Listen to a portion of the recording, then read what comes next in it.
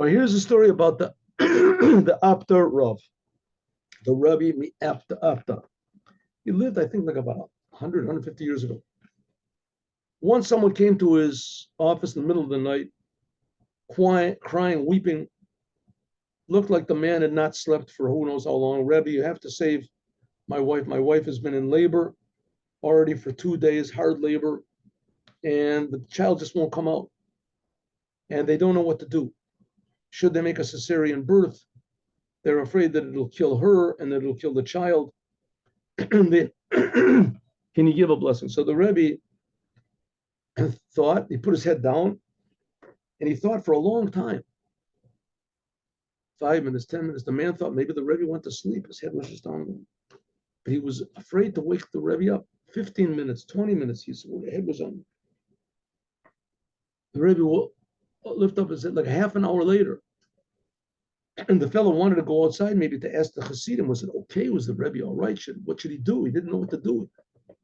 Half an hour later, lifted his head up and said, Mazel Tov, you have a son. He ran back to the hospital, and sure enough, he had a baby boy. His wife had a baby boy.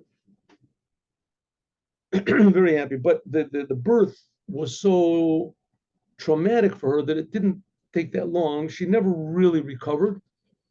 And shortly thereafter, for a few months, a year afterwards, she passed away. And the father also was heartbroken from his wife's passing away and whatever. Anyway, he also passed away. So the child, because he came from this blessing from the Rebbe, so the children, the followers of the Rebbe, the Hasidim, were interested in what happened to this child when they heard about this terrible tragedy. So they took the child, he was already, let's say, 3 years old, 4 years old, and they took him into the synagogue. And they treated him as theirs, and they fed him and they took care of him. Then there was some sort of a war broke out, and the Jews tried as much as they could not to get conscripted into the war. But this boy, because he was an orphan, there was nobody really to sort of take care of him and to, so anyway, he got conscripted into the army. I guess the story must be that it was in the Russian army. But so in those days, the Russian army was a machine to take Jews away from their Judaism. The people were called the Cantonists. It could be that it was in other armies as well. But so this boy went into the army, and he grew up. He was already like 16 years old, whatever, 17 years old. They took them even younger, 15. And he was in there. So the boys, they would write him like every day, every week, or whatever. They would write him letters, and they would go and visit him once in a while. They would bring him things. And then the camp moved out. His camp moved to a faraway place, and they stopped hearing from him.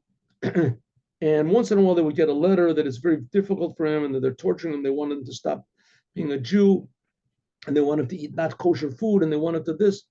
And he refused, and that they're beating him. And then they got letters less and less frequently. And then they stopped getting letters. So they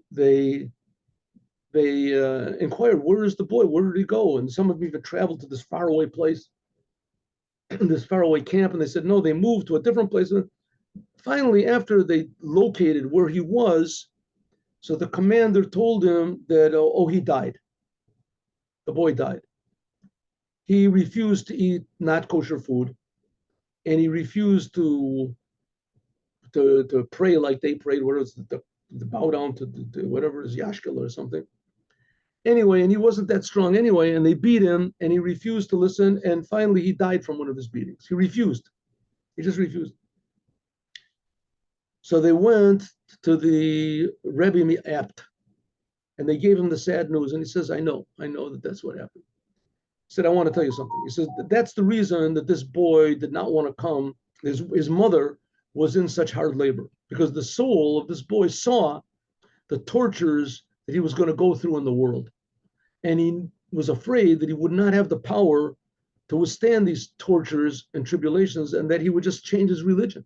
He would just leave Judaism. And therefore the soul, it didn't want to come into the world. And that's why his mother was at hard labor for so long. So I prayed that the birth should go through and that also he should have the power to withstand the pressure that was put on him, the tortures, to leave his Jewish identity. And that's what happened. He came into the world and he was at a terrible life.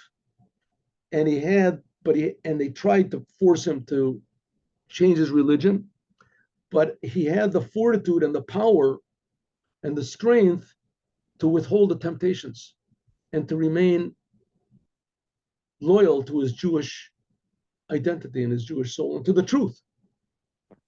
And that's the scary story.